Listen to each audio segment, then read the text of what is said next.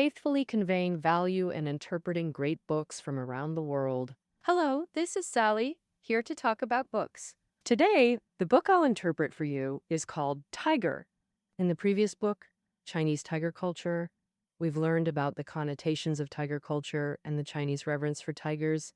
So, what are the views of Westerners and Indians on tigers? And what changes have their attitudes towards tigers undergone? Today's book, Tiger, will answer these questions. The author of this book, Susie Green, is a British expert skilled in communicating with animals. And to observe wild tigers, she visited India and other tiger habitats multiple times, consulted vast amounts of data, and wrote this book. The book is divided into 5 chapters, vividly narrating tigers' evolution from the kings of the jungle to endangered animals today, covering natural evolution, cultural symbols, and human psychological changes towards tigers, while calling for attention to the current status and challenges of wild tiger conservation. Next, I'll interpret the main content of the book in 3 parts. First, what is the natural evolution of tigers like? Second, what are the cultural symbols of tigers? Third, what are human attitudes towards tigers, and what changes have they undergone? First, let's learn about the origin and evolution of tigers. Tigers are the most powerful carnivores on Earth, and their origin is shrouded in mystery. In legends from Northeast India, tigers and humans are brothers. Tigers live in the forest, and humans in the world. One day, humans designed to poison and kill tigers to encroach on their forest territory. A god discovered the tiger's corpse and lay on it to warm it for 10 years. Until hundreds of tigers were reborn from the bones, thriving ever since. Yet, in the biological world, archaeologists and molecular biologists cannot determine the origin of tigers. Some scholars believe that the saber-toothed tiger, which evolved 20 million years ago, is the ancestor of tigers. Others think that the ancestor of tigers might be the pseudo-saber-toothed tiger, which lived 5 million years ago, also known as the terror cat. German zoologist Hemmer believes tigers originated in East Asia. One part moved west through the forests and rivers of northern Central Asia south to India. Another part went east into the Central Asian mountains, entering Southeast Asia, Myanmar, Vietnam, Indonesia. Some authoritative scholars believe tigers originated in Siberia. When the Ice Age came, tigers dispersed south to find warmer habitats. Molecular biologist O'Brien believes that, in the past 10,000 years, tigers differentiated into different subspecies based on geographical conditions. It's certain that by 1900, there were 8 tiger subspecies: Caspian tiger, Siberian tiger, South China tiger, Indo-Chinese tiger, Bengal tiger, Sumatran tiger, Javan tiger, and Bali tiger. Now, 3 subspecies, Caspian tiger, Javan tiger, and Bali tiger, are extinct, leaving only the other 5 subspecies. Complex living environments have given tigers their magnificent appearance. Its torso has irregular stripes, legs have horizontal stripes, and face has complex patterns, allowing it to vanish in various habitats, hide right under prey's eyes, and stalk silently. Its usual tactic is circling prey from afar, seeking the best attack angle. Tigers have thick paw pads that eliminate all sound when moving. To ensure total silence when stalking prey, hind paws step directly into front paw prints. Once positioned, the tiger slowly rises, lifts its tail, extends claws, leaps, and lands precisely on the prey's back to bite its neck. Simultaneously, both front paws pin down the prey's face and shoulders with tremendous force. Prey typically dies from broken neck vertebrae and severed spinal cord. If not instantly fatal, the tiger grips firmly and flips the prey over, or bites through tendons or leg bones to finish the kill. Even with careful planning, tigers don't always succeed. Their failure rate exceeds 10%. Animals like elands and deer resist fiercely, throwing tigers off or twisting free. Wild boars counterattack violently in life or death struggles. Porcupines are scarier, charging backward to embed quills in tiger flesh. Injured tigers then self-treat. Tiger saliva disinfects. Constant licking prevents infection. For back wounds, tigers roll in mud to cover injuries and prevent maggots.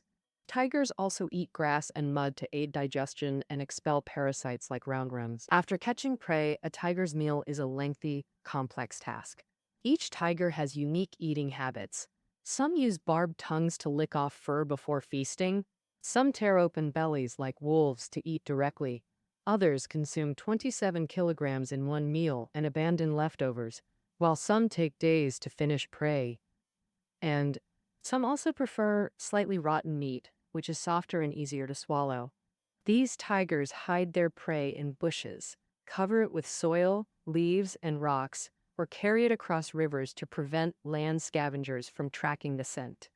Tigers are solitary animals, preferring to hunt alone and live independently. Male tigers don't stay with their families long term. Tiger mating can last 5 days. When in heat, the female wanders the edges of her territory, spraying a musky fluid mixed with urine on the ground, and uses incessant calls to attract males. To compete for mating rights, males engage in fierce fights, biting each other until bloody and exhausted. Meanwhile, the female watches leisurely, grooming her smooth fur, waiting for the winner. After mating, the male leaves, and the pregnant female lives alone. After a 15-week pregnancy, females usually give birth to 2 or 3 cubs.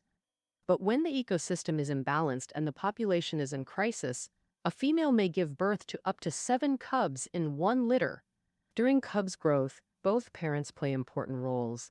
A male tiger often has 2 or 3 families, established at different ages. He tracks each family by following the female's scent. The male returns when cubs are 4 months old to teach them hunting. The female also demonstrates skills like finding water holes, stalking peacocks and rabbits, and avoiding boars' tusks. When cubs grow to 2 years old, they must leave home alone with learned skills to establish their own territory. Thus begins a new cycle of reproduction. Well, we've covered the natural evolution of tigers.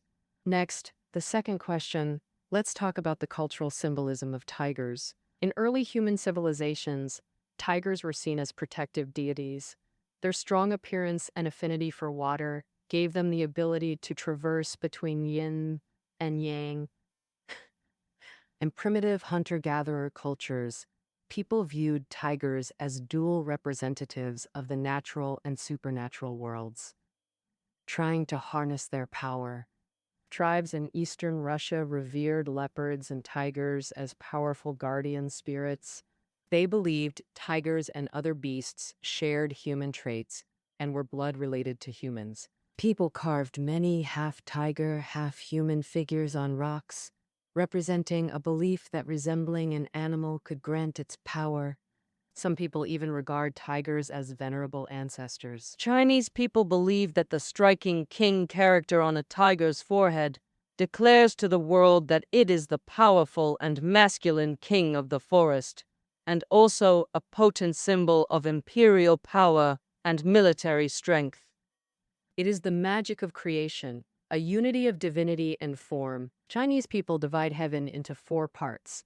The vermilion bird rules the south, the black tortoise rules the north, the azure dragon rules the east. The white tiger rules the west, and is seen as a protective deity who wards off demons and monsters for humans. Its power is immense, capable of making demons and monsters flee in terror. On coffins from the Han Dynasty, small jade tiger carvings were often inlaid to bring comfort and strength to the soul within. The white tiger is also recognized as the god of wind. Ancient people prayed to the azure dragon who governs rain, and the white tiger who governs wind, for favorable weather and harmony. Yeah. In Korean culture, the tiger is seen as a god of protection and benevolence. People believe that tigers have powerful and noble souls, capable of warding off demons and guarding life and wealth. Almost every household adorns screens, gardens, walls, and gates with tiger imagery. The tiger is also the most beloved mountain god among the Korean people, receiving special reverence. In today's Korean peninsula, Almost every temple has a dedicated altar for worshiping tigers. As the embodiment of power, tigers are worshipped, but their might also makes people fear them, leading to an evil image. People worship tigers to enhance their reputation or demonstrate magical power. In the Malay Peninsula, some people use the image of tigers to eliminate rivals. They fabricate myths of tiger people, claiming to be were-tigers who can transform between human and tiger at will and are immortal. Then they use their were-tiger identity to seek vengeance against those who harm them, even eliminating troublesome mothers-in-law or unfaithful partners without consequences. In India, stories of tiger men also circulate.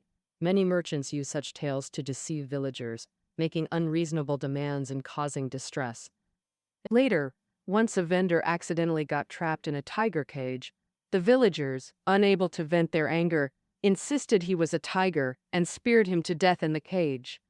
In Indian literature, tigers are depicted as man-eating beasts, accumulating a notorious reputation. A man-eating tiger named Shampalat ate over 200 people in Nepal.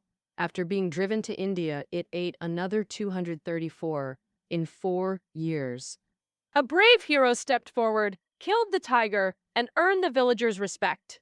In Chinese tales, Tang Sanzine was nearly devoured by a tiger during his pilgrimage, but was saved by a hunter who fought the beast for half an hour, finally piercing its heart with a steel trident.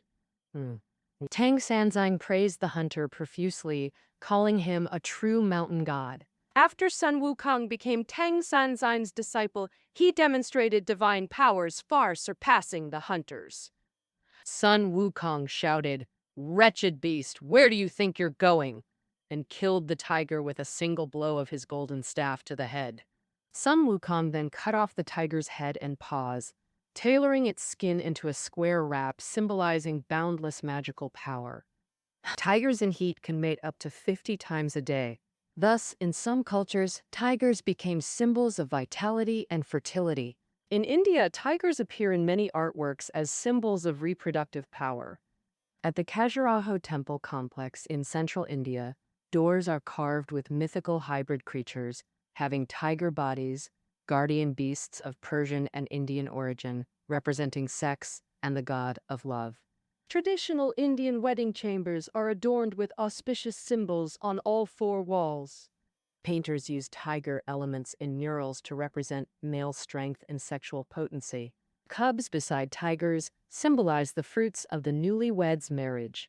India's Wali people express admiration for tigers' sexual prowess through dance, holding grand fertility festivals each November with singing and dancing to worship tiger gods. In Western eyes, tigers also carry a feminine aura of eroticism.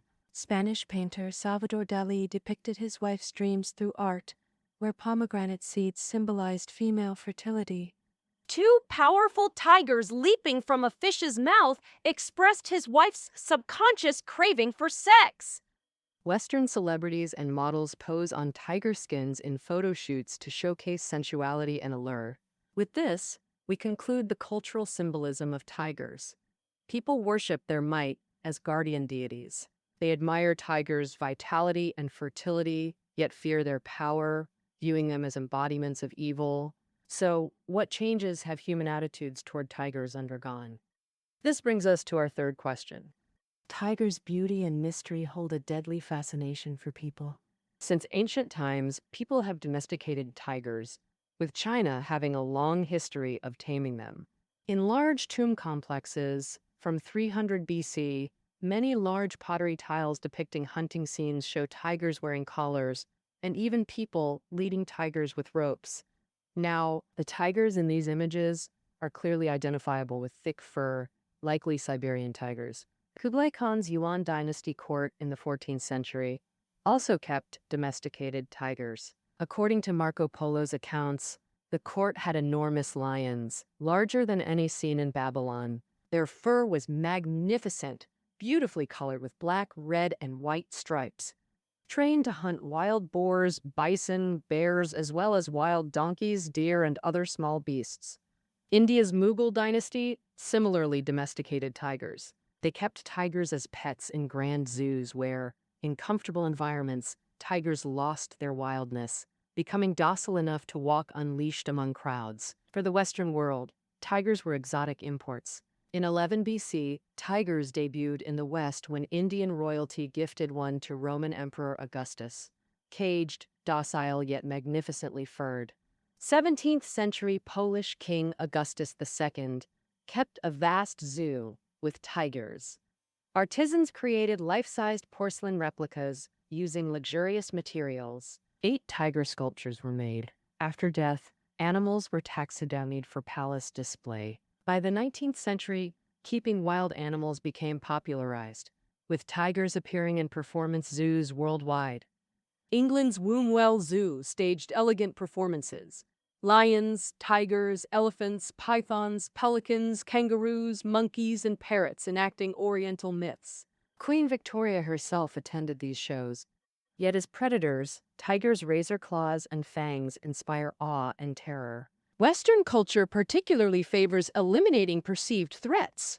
The Romans, to demonstrate imperial might, publicly persecuted and slaughtered tens of thousands of lions and leopards. Around 1800, after British colonists entered India, they also emulated the Romans by slaughtering tigers across the Indian peninsula. It can be said that the British arrival initiated modern India's war against tigers. First came the upper echelons of colonial rulers, followed by bloodthirsty Indian royalty. Western imperialism packaged elephant, backed tiger slaughter as sport, using buffalo calves as bait while shooting from safe distances, or deploying beaters to flush tigers toward howdahs. They shot mating tigers and even those resting in dens. In 1835, the Indian governor's sister casually mentioned a small hunting party, 260 attendants and 20 elephants, with one man killing 8 tigers daily. Major Rice killed or injured 93 tigers over 4 summers. Hardly unique, as many slaughtered over 1,000. By 1900, India's tiger population plummeted from over 100,000 in the 1600s to 50,000. India's 1947 independence doomed tigers. A noble privilege became democratic right. All India joined the extermination. Amateurs, safari tours, poachers, farmers, even organized hunts. People set nets, traps, burned forests. Poachers poisoned tigers for pelts in the fur trade. Hunting tigers' prey like blue bulls and deer, forced starving tigers to raid cattle. Farmers shot tiger cubs and tigresses on sight to protect crops and livestock. Indiscriminate human killing altered tiger behavior in nature. In return, tigers became fear-driven, savage when confronted. Forests were mined, cleared for pastures and farmland. Tigers' prey became scarce, forcing them against their nature to shift from daytime to nocturnal hunting. With humans hunting tigers and encroaching on their habitats, tigers gradually became endangered species. And by 1970, India had fewer than 2,500 tigers. By the early 21st century, tiger numbers fell below 1,500 in India and under 150 in Thailand, listed in the Endangered Species Red Book. So, their precarious situation sparked concern and reflection. Indian naturalist Kailash Sankala spent years investigating poaching and fur trade, presenting findings at the 1969 IUCN conference. Vanishing Indian tigers sparked global awareness, reversing wildlife neglect. In 1972, India enacted landmark wildlife protection laws and Project Tiger, establishing reserves, some succeeding. For example, before becoming a reserve, India's Panna National Park had villages whose activities disturbed wildlife. Villagers' cattle competed with herbivores for food, degrading their condition and forcing tigers into remote forests. And around 1990, Forest Officer Chowdhury partnered with foundations, removed cattle, provided rangers with radios or vehicles, enhancing habitat for tigers. This also prevented potential poaching. But in other reserves, collusion between officials and villagers made poaching routine. In India, Sariska task forces caught poaching gangs. One confessed to killing 10 tigers from a population. In 2005, investigations revealed Sariska's tiger population vanished. Ranthambore lost about 18 known tigers. Panna lost 9 captive-bred tigers. 21 others disappeared. Illegal logging persists in reserves, degrading habitats and eroding tigers' living space. On the other hand, swarms of tourists worsen tigers' living environment. Tigers' habitats, surging tourist numbers, and luxury resorts built in ecologically sensitive areas further deteriorate the situation. So how can we effectively protect tigers' survival? The author suggests, first, providing tigers with undisturbed, intact, protected areas. The pristine forests of Sundarbans in northeast India are ideal alongside strategic reforestation to expand woodland. Second, cultural attitudes must change. Poaching and illegal trade deserve severe punishment. Additionally, implement genuine ecotourism, not superficial formalism, but deep observation of tiger behavior to understand their nature and conservation's importance. We previously discussed wolf wisdom. This book mentions Yellowstone's successful wolf watching program. Annual visitors patiently observe wolf packs, watching playful interactions, bloody hunts, appreciating their charm without ignoring darker aspects. Wow.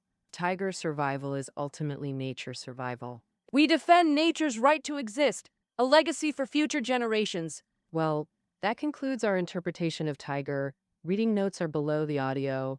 See you next time.